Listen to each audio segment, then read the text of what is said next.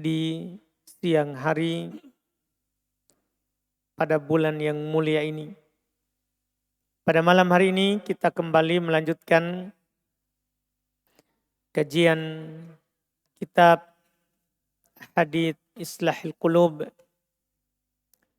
kumpulan hadits yang memperbaiki hati. Kita di poin ke-17 yang dibawakan oleh Syekh Abdul Razak hafizahullah ta'ala, yang beliau beri judul Sholahun Niyah. Sehatnya hati itu dengan baiknya niat, dengan benarnya niat kita.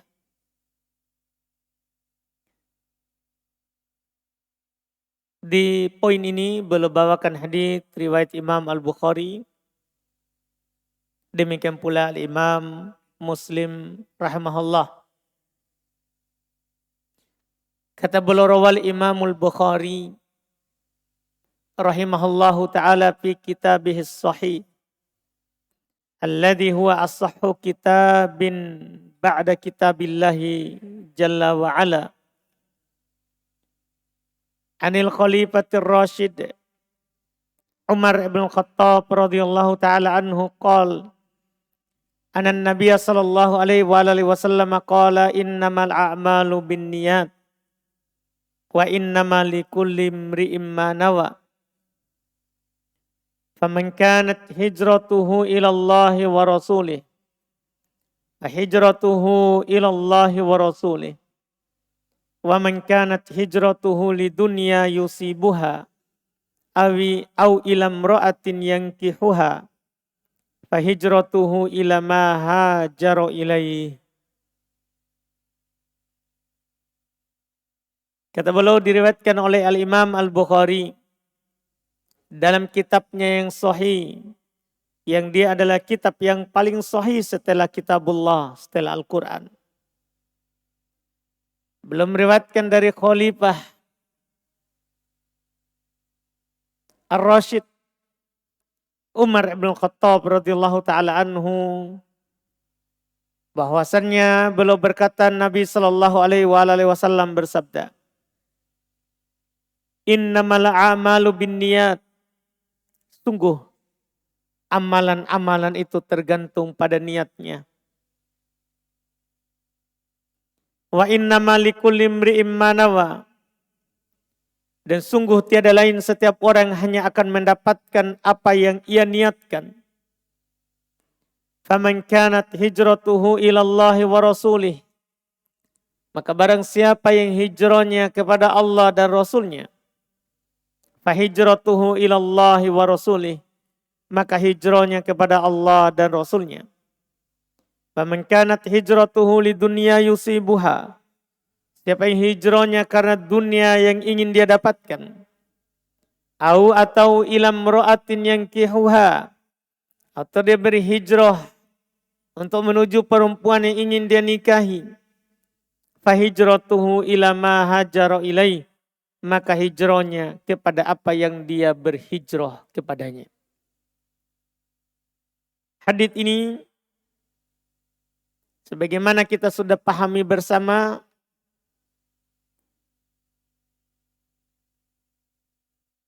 bahwa baiknya hati itu dengan baiknya niat, dikarenakan niat itu tempatnya hati, itu disepakati oleh para ulama, tidak ada silang pendapat. Niat itu tempatnya di hati. Dan kalau hati kita baik, maka akan baik niat kita. Tapi kalau hati tidak baik, maka tidak akan baik niat kita. Makanya beliau ingin katakan baiknya hati adalah dengan baiknya niat kita semua. Belum membawakan hadits yang kita sudah terjemahkan tadi. Hadits ini hadits pokok terkait dengan niat.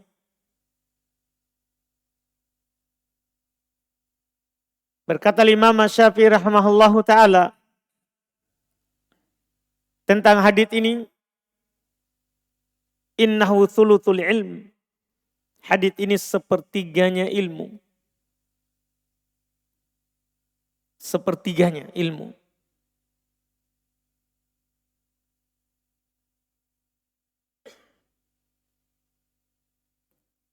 Dan datang juga perkataan beliau yang lain, Imam Syafi'i rahimahullah, tentang hadits yang kita baca ini. Yadkhulu hadzal hadits fi 70 baban min abwabil fiqhi. Hadits ini masuk dalam 70 bab dari bab-bab fikih. Saking besar dan banyaknya penggunaan ulama rahimahumullahu ta'ala terkait dengan hadits ini. Dia masuk di toharoh, masuk di sholat. Toharoh di berbagai macam jenisnya. Apakah toharoh dari hadat kecil atau dari hadat besar. Itu butuh niat untuk menjadikannya supaya sah. Kita mau berwudu harus niat. Kita mau mandi junub harus niat. Mandi suci dari haid harus niat. Sholat dengan berbagai macam jenis sholat. Yang wajib dan yang sunnahnya. Itu tergantung pada niatnya. Puasa. Syarat diterimanya, syarat sahnya adalah kalau kita berniat. Kalau tidak niat, maka tidak ada puasa bagi kita. Kata Nabi SAW khusus puasa. Man lam yujmi'is siyam minal lail fala siyamalah. Siapa yang tidak berniat puasa dari malam hari, maka tidak ada puasa baginya. Dalam puasanya, puasa wajib dan puasa sunnah. Semua wajib harus ada niat. Dalam hal sedekah, harus ada niat. Haji. Pokoknya dalam seluruh ketaatan itu butuh yang namanya niat. Bahkan dalam meninggalkan maksiat itu butuh niat. Butuh niat. Yang jelas kata Imam Syafi'i rahimahullahu ta'ala, hadits ini masuk dalam 70 bab dari bab-bab fikih. Karena niat itu dibutuhkan dalam setiap amalan. Al-Imam Ahmad rahimahullahu ta'ala beliau berkata, usulul Islam taduru ala thalathati ahadits. Pondasi Islam itu kembali kepada 3 hadits. Kembali kepada 3 hadits. Hadits Umar ibn Khattab, innamal amalu binniyat, itu yang pertama. Hadits Umar ibn Khattab terkait dengan amalan, bahwa amalan itu tergantung pada niatnya. Dan haditsnya Ummul Mukminin Aisyah radhiyallahu taala anha, man amila amalan laisa alaihi amruna fahuradun. Siapa yang beramal sebuah amalan tidak ada di atas perintah kami, maka dia tertolak. Ini terkait dengan kecocokannya dengan sunnah. Karena harus ikhlas dan sesuai sunnah. Kemudian terakhir haditsnya Nu'man ibn Bashir, innal halal bayin wal haram bayin. Halal itu sudah jelas, haram itu sudah jelas. Maka syariat Islam kembali ke 3 hadits itu. Kalau kita berbicara tentang niat, maka pasti kita menyebutkan hadits innamal amalu binniyat. Kalau kita berbicara ikhlas. Kalau kita berbicara harus mutaba'ah, harus sesuai dengan tuntunan Nabi Shallallahu Alaihi Wasallam, maka pasti kita akan sebutkan hadits man amila amalan laisa alaihi amruna fahuradun. Dan kalau kita berbicara tentang halal haram, maka kita akan membaca hadits innal halal bayyin wa innal haram bayyin. Halal itu sudah jelas, haram itu sudah jelas. Maka ini menunjukkan pentingnya hadits ini. Kenapa begitu penting? Karena dia adalah penentu dari setiap amalan. Yaitu niat. Yaitu niat. Banyak ucapan dari ulama rahimahumullah yang menegaskan pentingnya itu kita berniat. Bahkan lebih penting daripada beramal itu sendiri. Karena kalau kita berniat, walaupun kita tidak mampu amalkan, dapat pahala. Sementara kalau kita beramal tanpa niat, tidak dapat apa-apa.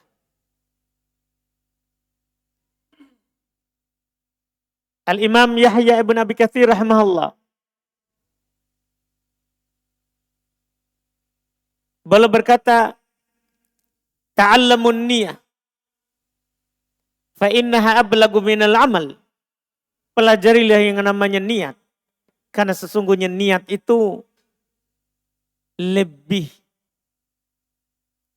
penting daripada amalan itu sendiri. Demikian pula dikatakan juga oleh Al-Imam Zubaid Al-Yami rahimahullah. Beliau berkata, inni la uhibbu an takuna li niyatun fi kulli syai'. Sesungguhnya saya betul-betul senang, betul-betul cinta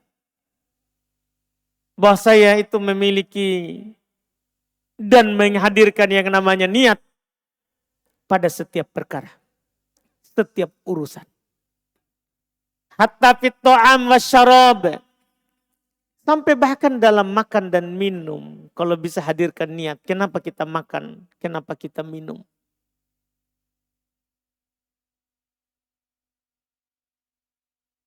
Dan juga dinukil beliau berkata. Zubaid al-Yami ini beliau berkata. Inwi fi kulli syai'in turiduhul khair.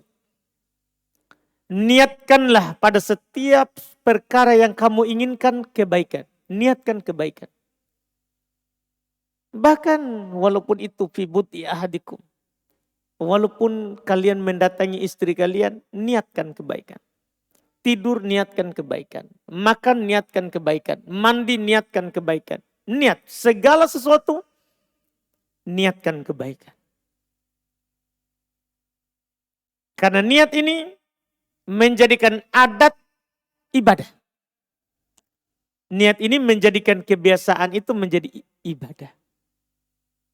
Sementara tanpa niat, kalau ada hal yang biasa kita lakukan tapi kita tidak niatkan, berarti itu menjadi kebiasaan saja tanpa ada pahala. Tapi kalau ada kebiasaan, kita hadirkan niat, maka menjadi ibadah. Walaupun itu perkara mubah. Perkara mubah. Niatkan.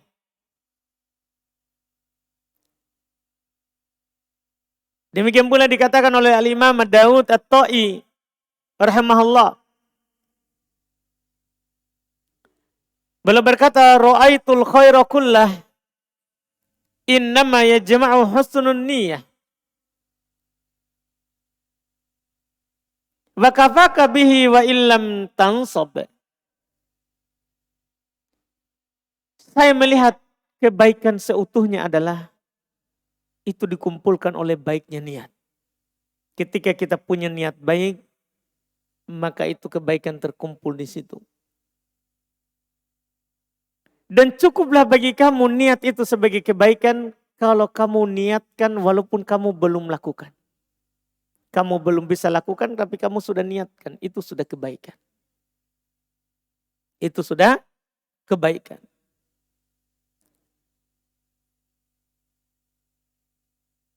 Dan juga Daud rahimahullah ta'ala beliau berkata, wal birru himmatut taqi.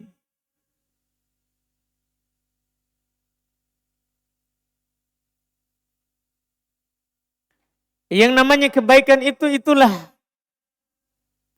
tujuannya orang-orang yang bertakwa. Itulah niatnya orang bertakwa, kebaikan. Bahkan kata beliau, walau ta'allaqat jami'u jawarihi bihubbid dunya laraddathu yauman niyatuh ila asli. Walaupun ini terkadang seorang ditimpa oleh cinta dunia. Walaupun dia bergantung seluruh anggota badannya terhadap dunia, tapi niat baiknya itu akan mengembalikannya nanti ke asal. Misalnya di awal usaha niatnya baik. Setelah itu ternyata dia tergantung pada dunia itu. Seluruh anggota badannya tergantung pada harta. Maka itu niat baiknya tadi itu bisa mengembalikan ke asal. Ini pentingnya niat. Makanya mengobati yang namanya niat itu penting. Walaupun ini berat. Memperbaiki niat itu susah. Iya, tidak mudah. Imam Sufyan Ats-Tsauri rahimahullah beliau berkata, "Ma'alajtu syai'an asyadda 'alayya min niyati. Li'annaha tataqallabu 'alayya."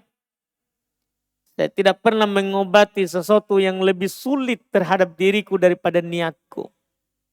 Jadi niat itu perkara yang paling sulit untuk diobati. Karena dia itu selalu berubah-berubah terhadapku.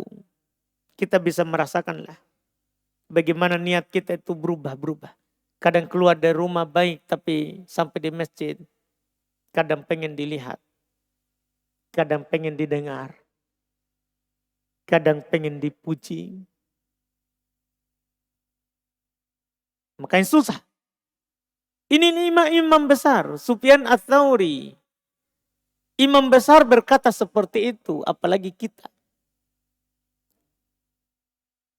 Bagaimana lagi sulitnya menjaga niat ini terhadap kita. Yang jauh keutamaannya dari mereka.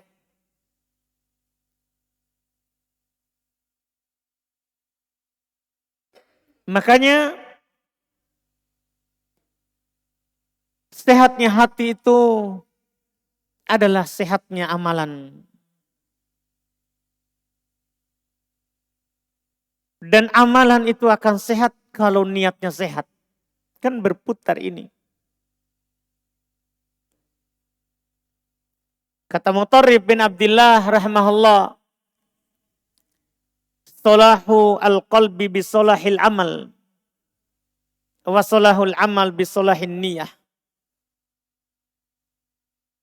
Baiknya hati dengan kita melihat baiknya amalan seorang. Kalau kita lihat ada orang amalannya baik, berarti hatinya baik. Tapi perlu kita ketahui kata beliau, baiknya amalan itu dengan baiknya niat. Jadi berputar. Iya. Melingkar itu antara amalan, hati, niat. Tidak bisa berpisah. Tidak bisa kita katakan yang penting hati saya baik, tidak apa-apa tidak beramal. Berarti ini masalah. Ketika hati kita baik, maka amalan akan baik. Dan ketika amalan kita baik, berarti itu muncul dari niat yang baik. Muncul dari niat yang baik. Oleh karena itu,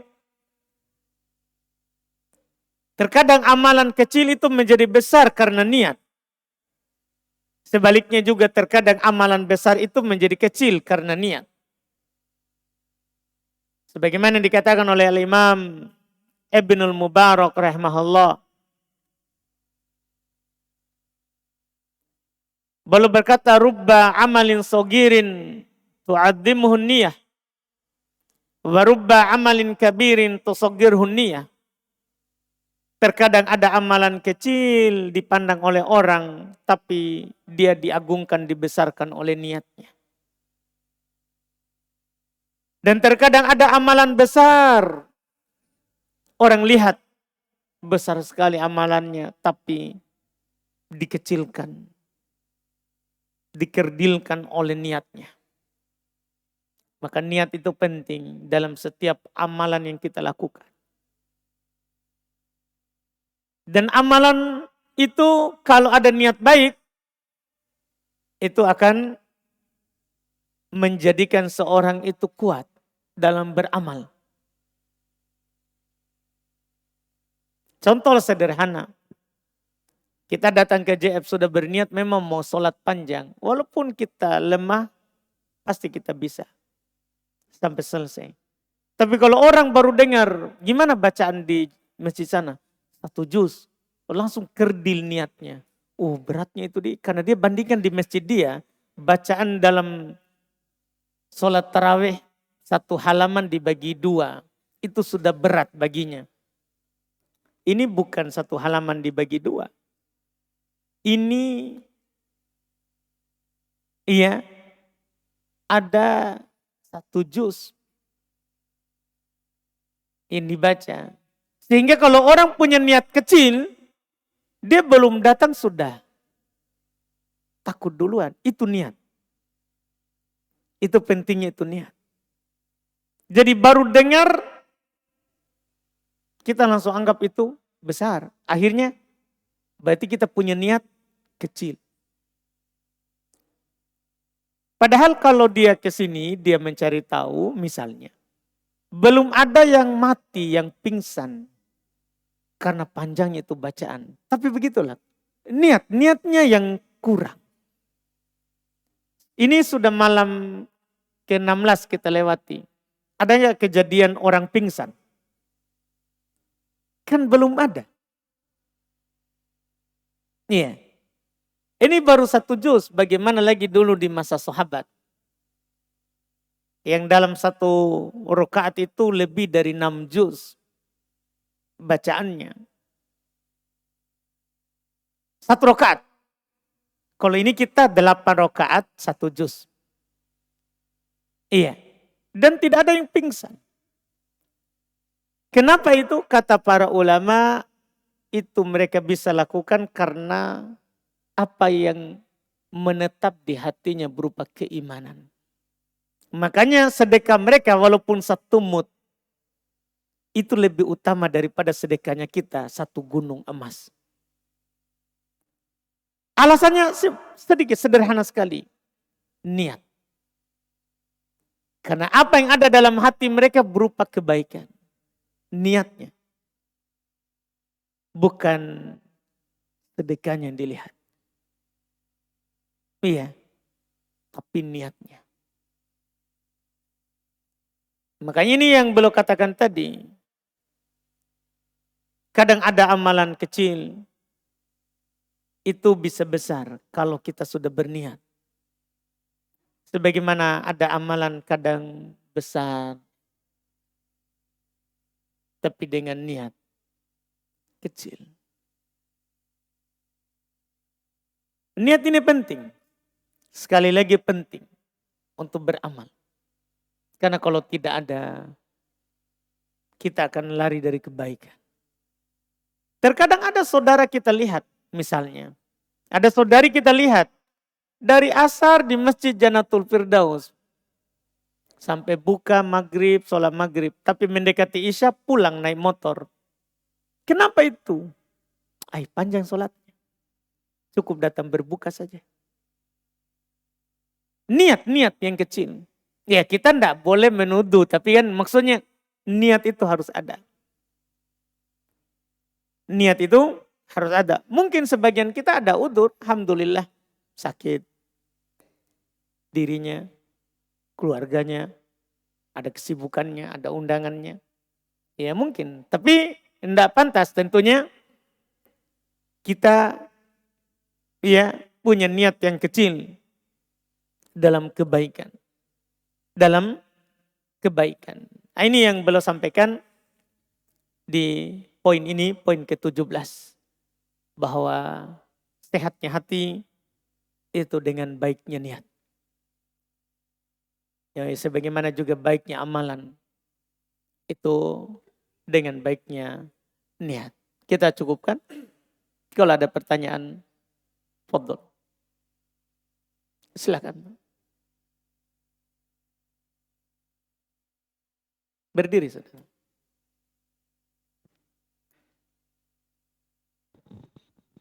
Cek. Baik, bismillahirrahmanirrahim. Baik, saya ingin bertanya Ustaz. Kan ada yang dikatakan itu bahwa seburuk apapun niat seseorang, selama dia tidak mengeluarkannya dalam bentuk perkataan ataupun perbuatan, maka tidak menjadi dosa untuk dia. Kemudian ada pernah saya dengar bahwa niat buruk itu pasti akan tercatat dosanya. Jadi mungkin kita pernah suudzon ataupun apapun itu dari niat buruk, pasti tetap akan tercatat dosanya. Itu bagaimana Ustaz? Syukron. Itu perkataan siapa? Saya lupa juga Ustaz, tapi saya pernah dengar. Baik. Jadi yang kita sebutkan pertama itu kan perkataan Nabi. Man hamma bihasanah. Ya. Siapa yang berniat untuk melakukan sebuah kebaikan. Maka kan ditulis untuknya 1 pahala. Fa'ilam ya'mal walaupun dia belum melakukan. Dan kalau dia lakukan maka tertulis 2 pahala. Tapi wa man hamma bisayyi'ah. Siapa yang ingin melakukan, berniat melakukan dosa. Maka dia tidak akan ditulis 1 dosa. Selama dia tidak mengamalkannya. Itu perkataan Nabi. Itu saja yang kita pegang perkataan Nabi. Bukan perkataannya orang. Bukan perkataannya orang. Seperti itu. Silakan.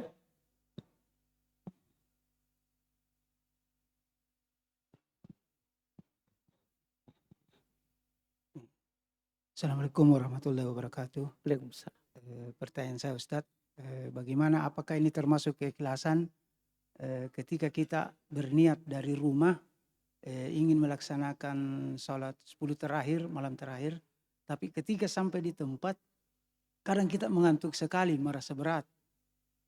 Kadang biasa rukunya agak lama begitu, tapi kita paksakan. Apakah termasuk ini keikhlasan atau tidak? Tapi dari rumah memang kita berniat untuk sholat 10 terakhir begitu Ustaz. Baik, termasuk. Iya, kalau kita sudah kita bilang tadi, kalau kita sudah niat bahkan kita sudah beramal, tapi qadarullah datang itu ngantuk, karena ngantuk itu tidak ada obatnya. Iya, tidur saja. Walaupun minum kopi tetap ngantuk. Iya, karena kopi itu bukan obatnya ngantuk. Obatnya ngantuk ya tidur. Iya. Jadi kalau itu terjadi tetap tercatat pahala penuh. Dan kita mendapatkan keutamaan telah karena niat tadi. Karena niat tadi. Walaupun kalau kita melakukan sebab-sebab. Supaya tidak mengantuk. Kita berwudu misalnya. Ya. Atau kita minum kopi itu sebab. Ya. Tidak pasti. Itu harus sesuai dengan takdirnya Allah. Karena sebab itu tidak berdiri sendiri. Sebab itu akan menjadi sebab kalau memang dijadikan oleh Allah sebagai sebab. Sebagai sebab. Kita berusaha melakukan sebab itu lebih utama lagi. Lebih besar lagi keutamaannya wallahualam. Kalau masih ada. Silakan Pak. Sebelah sana.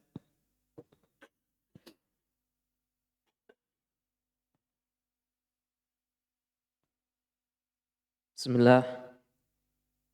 Apa Ustaz?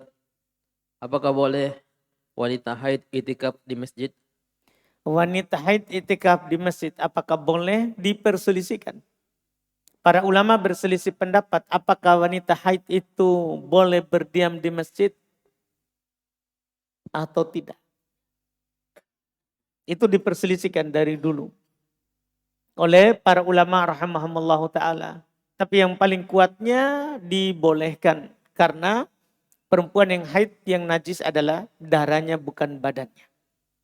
Bukan badannya. Kalau dia mampu menjaga darahnya supaya tidak jatuh di masjid, maka boleh. Karena Nabi berdalil dengan sebuah hadits Nabi SAW pernah menyuruh Aisyah radhiyallahu taala anha untuk mengambil sajadah di masjid. Untuk masuk masjid. Dia berkata, ini haid, saya haid. Saya sedang haid. Maka kata Nabi, al-haidhu laysat biyadik. Haid itu tidak di tanganmu. Artinya badanmu itu tidak haid. Sebagaimana juga orang junub itu, ya yang najis kan junubnya bukan badannya. Bukan badannya. Sama semuanya. Iya. Jelas orang yang junub, orang yang haid, itu boleh masuk masjid. Boleh masuk masjid. Yang masalah adalah hanya sholat saja. Seorang yang junub, seorang haid, tidak boleh dia sholat. Tapi untuk masuk masjid boleh. Sehingga boleh dia beriktikaf. Walaupun dia sedang haid. Seperti itu. Allah alam. Silakan. Bismillah. Sebagaimana dikatakan Ustadz bahwa apabila kita sudah berniat, namun kita tidak mengerjakan amalan tersebut, maka insya Allah itu sudah dicatat suatu pahala. Namun pernah saya baca Ustadz, salah satu poster dakwah, dan itu mungkin perkataan as-salaf, bahwa salah satu hukuman Allah bagi seorang hamba, bahwa dia sudah meniatkan sesuatu amalan yang bagus, tapi dia diberi kesibukan, sehingga dia tidak dapat mengerjakan amalan tersebut. Nah, bagaimana tentang hal tersebut ini, Ustaz? Baik, jadi itu benar apa adanya seperti itu. Tapi bukan berarti tidak dapat satu pahala. Yang tadi, dia cuman dipalingkan dari beramal. Berarti tidak dapat pahala yang satu. Dia tetap dapat pahala niat. Tetap dapat pahala niat. Cuman dia dipalingkan oleh Allah untuk beramal amalan itu. Iya, Allah belum inginkan kepadanya kebaikan untuk melakukan amalan itu. Belum ada taufik. Maka dia, maka dia tidak dapat pahala yang sempurna, begitu maksudnya. Dan mendapat pahala yang sempurna. Itu tentunya juga, para ulama juga menjelaskan ketika kita berniat untuk beramal kemudian kita dipalingkan, itu sebenarnya niat kita masalah. Itu sebenarnya, makanya mereka katakan ini bisa-bisa tidak dapat pahala. Karena ketika kita dipalingkan dari sebuah amalan yang kita lakukan, berarti ada niat yang masalah. Di situ memang kita perlu kembali lagi melihat niat kita itu. Jangan sampai kita memang niat dari awal adalah tidak benar. Niat dari awal tidak benar sehingga Allah palingkan. Jelas anggaplah niat kita sudah benar, alhamdulillah. Tapi kita belum bisa amalkan, kita dipalingkan oleh itu, maka kita boleh berhujjah dengan takdir. Kita boleh berdalil dengan takdir. Qadarullah, belum Allah inginkan saya kebaikan terhadap itu. Karena kita memang hanya bisa berencana, adapun masalah melakukannya dan kita akan dapat pahala penuh dari situ, kembali kepada ketentuan Allah Subhanahu wa taala yang ditetapkan olehnya sebelum diciptakan langit dan bumi dan sebelum diciptakan kita semuanya. Seperti itu. Kemudian pertanyaan sini dari akhwat, apakah boleh seorang akhwat yang sudah bercadar sehari-hari memakai masker saat di tempat kerja ataupun di sekolah? Karena di tempat tersebut tidak membolehkan memakai niqab. Boleh, dia harus hanya bertakwa kepada Allah semampunya saja. Iya. Boleh dia lakukan hal itu semampunya. Semampunya. Perintah yang wajib itu tidak akan menjadi wajib kecuali harus ada kemampuan. Ada udurnya dia bersama Allah. Dan masalah udur itu dia yang tahu. Iya. Dia yang tahu dan itu nanti akan dia pertanggungjawabkan di hadapan Allah Subhanahu wa taala nanti tentang apa yang dia lakukan itu. Tapi secara arahan kita katakan kepada semua yang diwajibkan sesuatu tapi tidak mampu lakukan secara keseluruhan atau sebagiannya, maka dia diberikan udzur selama dia bertakwa kepada Allah semampunya. Selama dia bertakwa kepada Allah semampunya, wallahualam. Ada?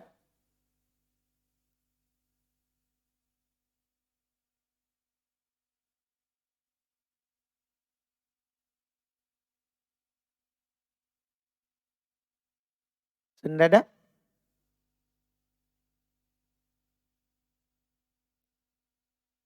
Masih ada waktu, tapi kalau tidak ada, alhamdulillah kita tutup.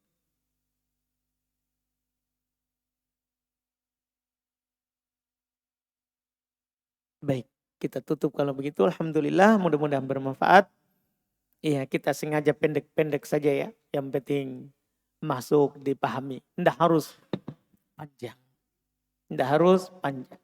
Alhamdulillah. Subhanaka wa bihamdik, asyhadu an la ilaha illa anta astaghfiruka wa atubu ilaik. Assalamualaikum warahmatullahi wabarakatuh.